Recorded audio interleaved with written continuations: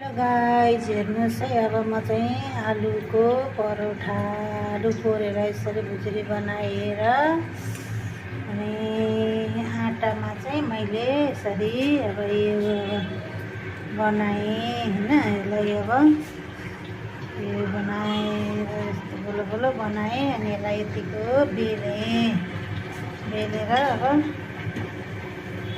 म पकाउन जाँदैछु। हेर्नुहोस् है गाइस, आजको नास्ता हाम्रो यही हो। अब मैले यहाँ कराईमा राखेँ। अब यसलाई पनि चल्छ।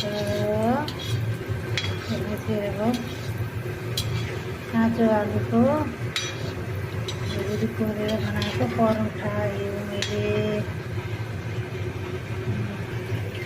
ल यस्तो भयो। ल अब यो यतिको फुलो अब फुलेर पाक्न लाग्यो।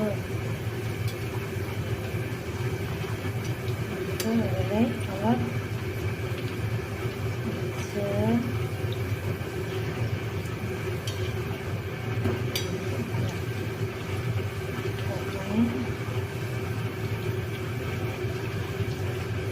हाम्रो आजको नास्ता आलु परोठा।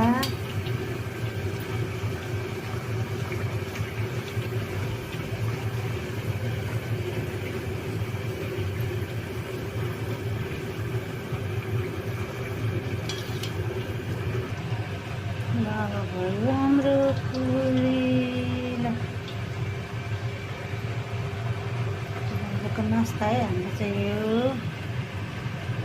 आज नास्ता खानु गइरहेको छौँ।